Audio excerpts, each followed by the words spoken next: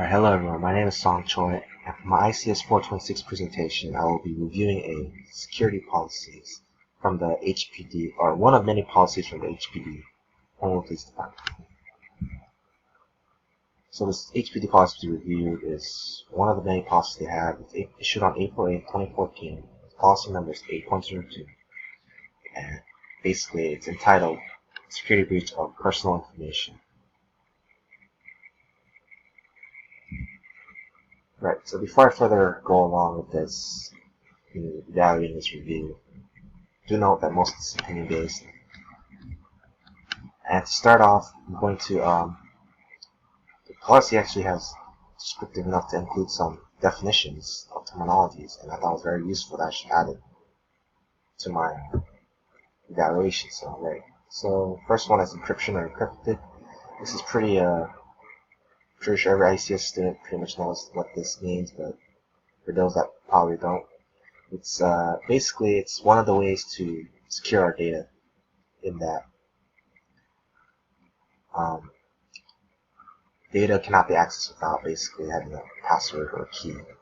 So it's in that sense, because we don't want hackers having access to our information, and all our information is linked to some kind of key that one should know, or the recipient should know, wherever that encryption messages may be.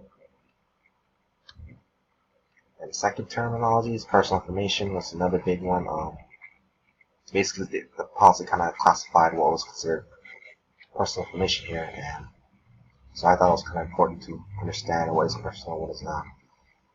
He included here social security number, driver's license number, or Hawaii state ID number, account numbers, credit or debit card numbers. So basically, from what I gather, it's just more of a numerical information. Mostly they're containing numbers, personal numbers that the individuals should only know about to them to keep to themselves, and not for the public to know about. We also have personal information that kind of just do not include publicly available information, and I guess from that, what I'm gathering from that is just more of like having a name on a Facebook page. It's not really public personal information. It's just anybody can access and see what your name is. So in that kind of case, they kind of make it's still of a blurred distinction, but I can understand that they kind of included this to make that distinction of what is personal and what is not. And for records, basically another self-explanatory one. It's think of it as in a physical sense, a filing cabinet of information, or a database, a logbook. So think of it as that recorded, kept in files and stuff kept in the cabinet, or written papers kept in the logbook, which are vital. Security breach, another, perhaps the most important of them all, and I like the definition they provided here. Unauthorized access to an encrypted or unredacted records or data containing personal information, where illegal use of personal information has occurred or is reasonably likely to occur that puts risk to a person. So basically, you can think of it as a database containing vital information has been hacked, or a thumb drive, flash drive containing vital information has been stolen by somebody in the department, or whatever that may be.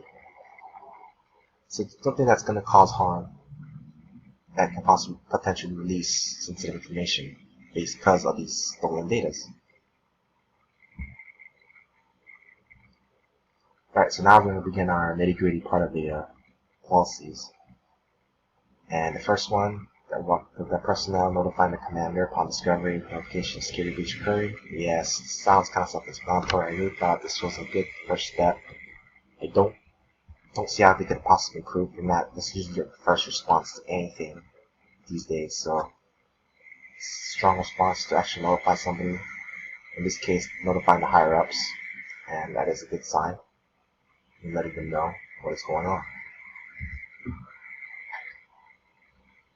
And upon discovery of the security breach, disclosure notification shall be made to the affected person. This is just basically going to tell the people they're going to start sending out a notice or a notification to let them know who might have been affected. However, this could also, they have to take consideration of the delay that may be required should it could impede criminal investigations or jeopardize national security, which I can understand in the sense that the person, the recipient in question could have been someone that they're investigating a crime or fraud case on. So this is kind of an iffy situation in the case that yes, this is understandable delay. Yes, this even the affected recipient could have been a bad guy, you know, and it will draw that moral line of, well, if this guy's a bad guy, why should we help this guy out? But in a sense, they have the right to know, I believe. So I can understand this kind of these delays or notices becoming delayed because it'll jeopardize their security even further if you let the world know you've been hacked or something, or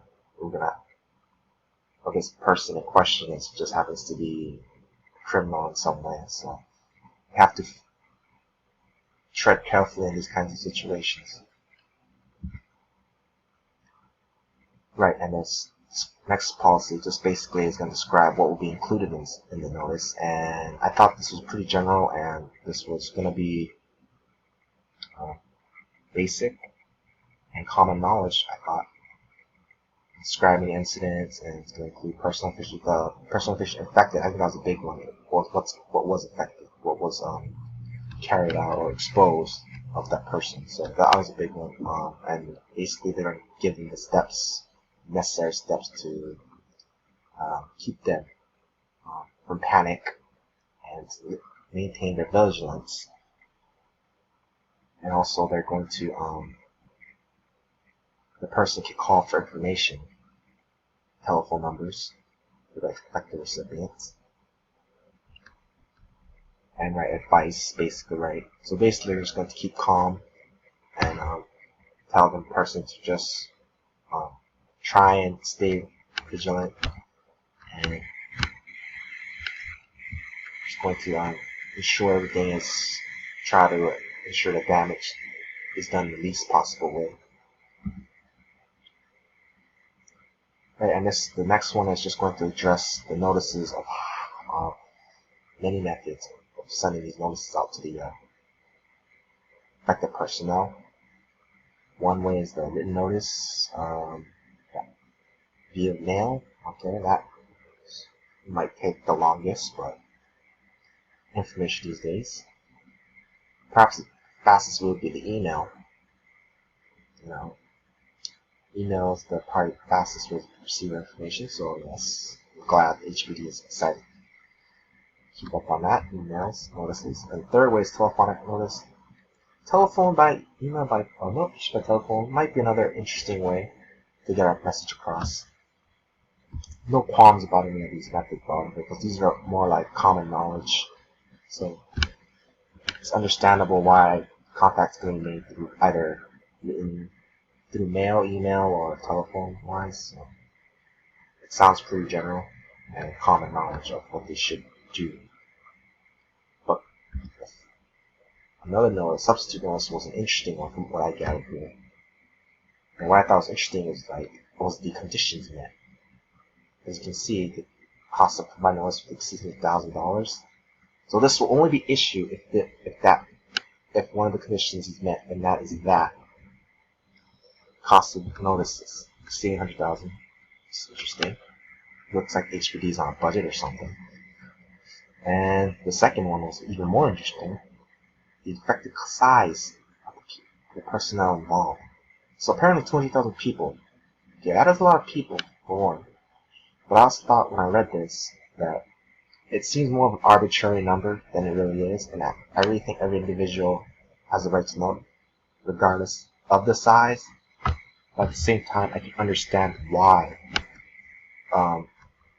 they have such a condition, because the time it would take to notify each and every individual, and wouldn't it be a lot more faster to just notify the general public by through, say, a message alert or something, through Facebook or some kind of website or email, kind of alerting the general public, rather than going through every file record, see who was affected 200,000 times and see and try and send out these notices, and I can understand why they could have some kind of a condition. So in this regard, I can understand why this kind of condition will be set in place. And the third one is they don't have enough information of the affected person. Okay, this is also not understandable. You can't issue these substitute notices. Can be, so if they can't contact by email, written stuff, or telephone because they don't have the relevant information, it makes more sense. Yes, so I can understand the cause of that.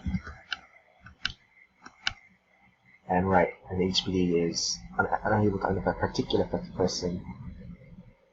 So yeah, just kind of piggyback off the unidentified individuals that you can't draw up the information from to contact. Alright, and the next part is just substitute notice consisting of the following. We should add emails, email notices for them, or yes, as I just said earlier, the postings of these notices, the alerts to like the website, the HPD internal website. Notification later still media, yep. They could have possibly added the maybe they could have been more scripted on the statewide media, but I'm sure everybody knows statewide media. Facebook, Instagram, Twitter, something like that. Everybody knows social media these days, so. But they could have really nice to probably add those social medias to it. And for these next few policies, it's more so on the chain of command part, where the commander in charge will oversee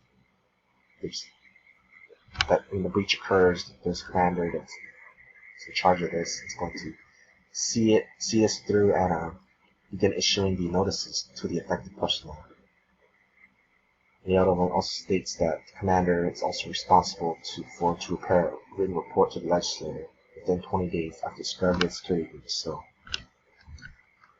this also is another chain of command. Work with the chain of command, and it's understandable. You need to report this to higher ups. It's very important for them to understand that these kinds of threats and incidences are very severe.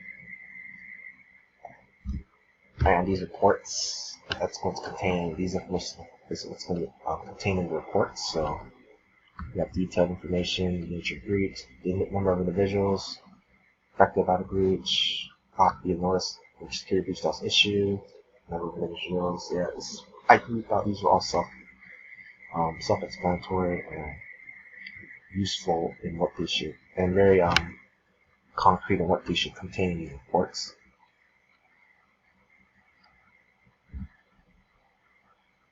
And more so the legislative side, and the same thing about jeopardizing security. If this kind of information, they have this kind of percent to the legislator, higher ups could stop a criminal investigation or jeopardize security. There's a reason for delay, or they're allowed for delay, so that until it's determined that these notices will no longer stop the investigation or jeopardize. So going back, pretty much, yeah, makes sense to not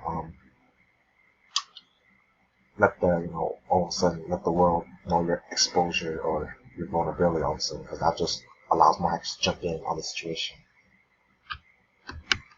And the report submitted via chain of command, yeah, for approval. And yes, it's just more. I thought this is more of a political thing, what higher ups are going to do.